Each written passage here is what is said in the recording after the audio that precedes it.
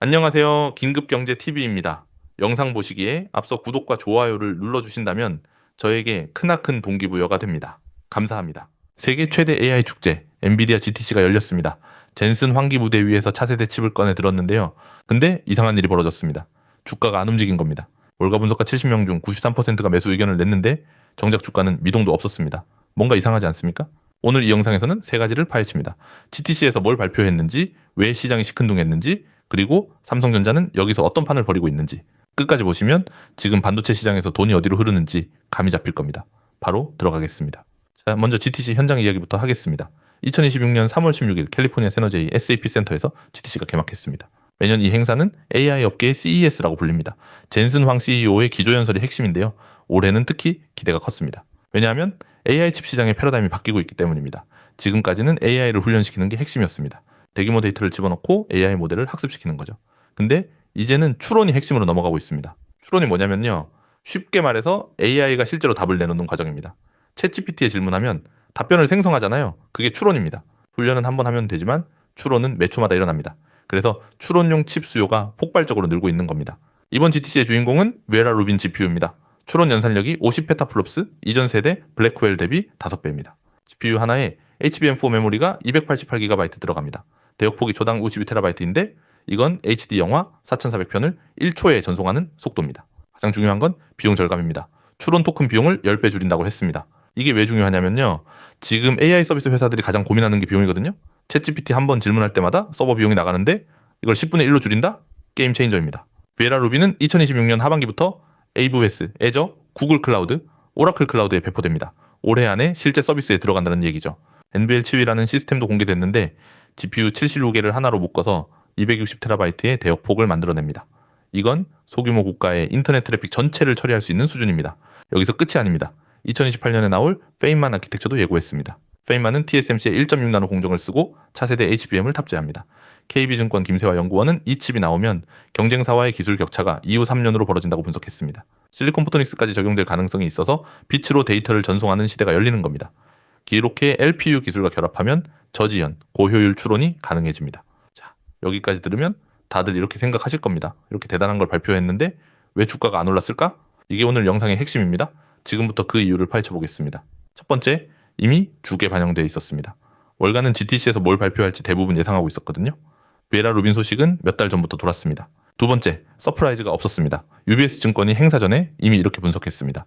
GTC에서 충격적인 발표가 나오기는 어렵다. 하지만 탁월한 실적 전망과 낮은 밸류에이션 괴리가 장기 유지될 수는 없다. 시장은 좋은 뉴스를 예상하고 있었고 예상대로 나왔으니 더 올라갈 이유가 없었던 겁니다. 세 번째, AI 거품 우려가 점점 커지고 있습니다. 2026년 들어서 엔비디아 주가가 소폭 하락했거든요. 나스닥 지수 수익률에도 못 미치고 있습니다. GTC 직전 3월 15일에 1.65% 반등하긴 했습니다.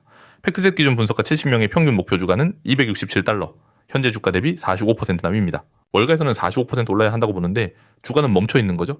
이 괴리가 뭘 의미하는 걸까요? 네 번째, 공급망 불확실성입니다. 미국 정부의 AI 칩 수출 규제가 변수입니다. 파이낸셜 타임스에 따르면 엔비디아가 중국의 칩 수출을 추진하고 있는데 승인이 계속 지연되고 있습니다. 자, 여기서 한 발 물러나서 큰 그림을 보겠습니다. AI 거품론과 혁명론, 과연 어느 쪽이 맞는 걸까요? 거품론자들은 이렇게 말합니다. 엔비디아 주가가 이미 너무 올랐고 구글이나 아마존 같은 고객사들이 자체 칩을 만들고 있고 AI 서비스가 아직 돈을 제대로 못 벌고 있다. 맞는 말입니다. 실제로 엔비디아 주가는 2026년 들어서 나스닥보다 수익률이 낮았거든요. 에너지 비용도 무시할 수 없습니다. AI 데이터 센터 하나가 소도시 하나 전력을 잡아먹습니다. 반면에 혁명론자들의 농어도 강력합니다. 숫자를 보겠습니다.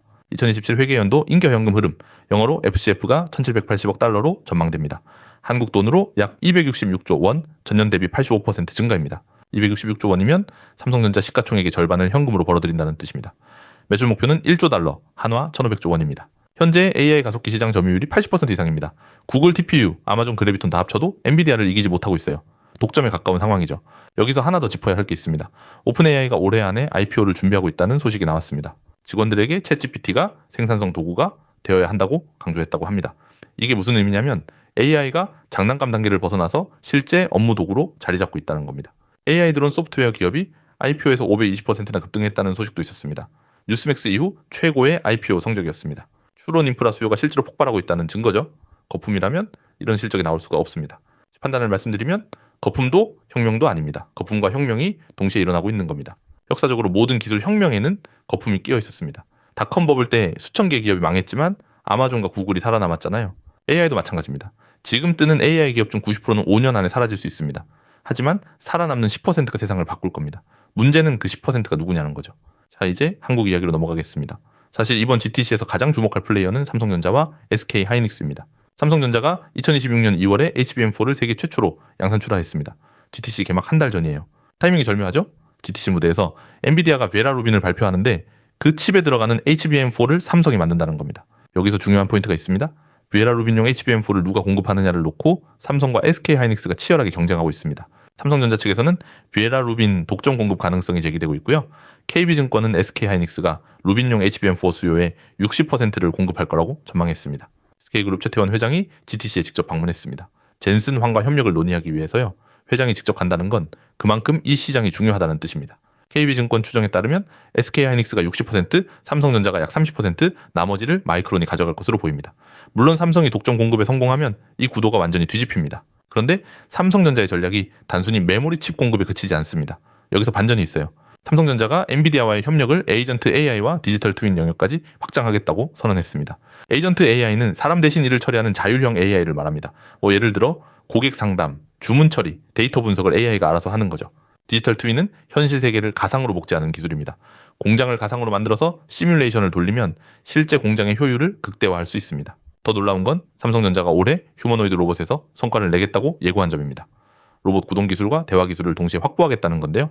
엔비디아의 GR0T 플랫폼과 연결해서 생각해보면 삼성이 로봇의 두뇌를 엔비디아가 만들고 몸을 삼성이 만드는 구조가 될 수 있습니다. KB증권 김세환 연구원은 이번 GTC에서 한국 기업의 존재감이 역대급이라고 평가했습니다.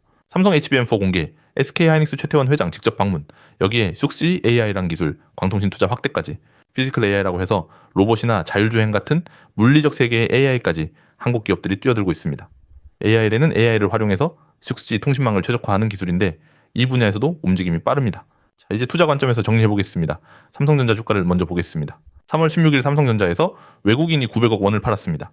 근데 연기금이 5일 연속 매수하면서 757억 원을 사들였습니다. 외국인은 빠지는데 연기금은 사고 있어요. 연기금은 보통 장기 관점으로 움직입니다. 이 신호를 어떻게 해석하느냐가 중요합니다. 엔비디아로 돌아가면 FCF가 85% 성장할 거라는 전망인데 주가는 목표가 대비 45%나 아래에 있습니다. UBS 말대로 이 괴리가 영원히 갈 수는 없습니다. 결국 주가가 올라가거나 실적 전망이 내려오거나 둘 중 하나입니다. 이제 순환거래 논란도 짚어야 합니다. 젠슨 황이 직접 해명에 나섰거든요. 젠슨 황은 순환거래 논란에 대해 성공할 거라 믿는 회사에 지원하는 것이라고 말했습니다. 순환거래가 뭐냐면요. 엔비디아가 투자한 회사가 그 돈으로 다시 엔비디아 칩을 사는 구조를 말합니다. 엔비디아가 AI 회사에 투자하고 A 회사가 그 돈으로 엔비디아 GPU를 사면 매출이 부풀려 보일 수 있다는 지적이죠. 이 논란이 완전히 해소된 건 아닙니다. 하지만 젠슨 황기 직접 입장을 밝혔다는 건 그만큼 시장의 우려가 크다는 방증이기도 합니다. 투자자 입장에서는 엔비디아의 실제 최종 수요가 얼마인지를 냉정하게 볼 필요가 있습니다. 데이터 센터에서 실제로 GPU를 쓰는 건지 아니면 투자금이 빙빙 도는 건지요? 이제 앞으로의 전망을 정리하겠습니다. 크게 세 가지 시나리오를 생각해 볼 수 있습니다. 강세 시나리오는 이렇습니다. 베라 루빈 수요가 폭발하면서 매출 1조 달러를 예상보다 빨리 달성합니다. 추론 시장이 커지면서 GPU 수요가 2배로 뜁니다. 중국 수출까지 승인되면 완전히 새로운 성장 동력이 생기죠. 약세 시나리오는 고객사들이 자체 칩 비중을 높이면서 엔비디아 의존도를 줄이는 겁니다. AI 서비스가 돈을 못 벌면 기업들이 GPU 투자를 줄일 수 있고 지정학 리스크가 공급망을 흔들 수도 있습니다. 한국 기업 관점에서는 네 가지를 봐야 합니다. 삼성의 HBM4 독점 공급 성사 여부, 양사의 HBM 매출 성장률, 피지컬 AI 진출 성과, 그리고 쑥시 AI라는 분야의 수주 현황입니다. 특히 삼성전자의 HBM4 베라 루빈 독점 공급이 확정되면 2026년 HBM 매출이 전년 대비 대폭 증가합니다. 이게 삼성 반도체 사업부의 턴어라운드 시그널이 될 수 있습니다. 정리하겠습니다. 엔비디아 GTC 주가 반응이 미적지근했다고 AI가 끝난 게 아닙니다. 오히려 훈련에서 추론으로 패러다임이 전환되면서 진짜 돈이 되는 AI 시대가 시작되고 있습니다. 단기적으로는 엔비디아 주가 모멘텀보다 FCF 성장 추세를 봐야 합니다. 삼성전자는 HBM4 공급 계약 발표가 결정적 모멘텀이 될 겁니다. 추론 인프라 확대에서 수혜를 받을 종목을 미리 발굴해 두시고 AI 거품 구간에서는 현금 비중도 적절히 유지하시기 바랍니다. 다시 한번 강조합니다. 거품과 혁명은 동시에 옵니다. 닷컴 버블 때 아마존을 산 사람과 팻닷컴을 산 사람의 차이를 생각해 보시기 바랍니다. 지금은 그 갈림길입니다. AI 시장에서 누가 아마존이 되고 누가 팻닷컴이 될지 이걸 판단하는 눈이 가장 중요합니다. 시장은 1분 1초가 급변하고 있습니다. 삼성 HBM4 독점 계약 확정, 엔비디아 중국 수출 승인, 추론 칩 수요 폭발 같은 결정적 신호가 포착되면 바로 영상으로 전달하겠습니다. 구독 눌러두시고 고정 댓글 확인해 주시면 가장 빠르게 받아보실 수 있습니다. 오늘도 긴 영상 끝까지 봐주셔서 감사합니다. 다음 영상에서 뵙겠습니다.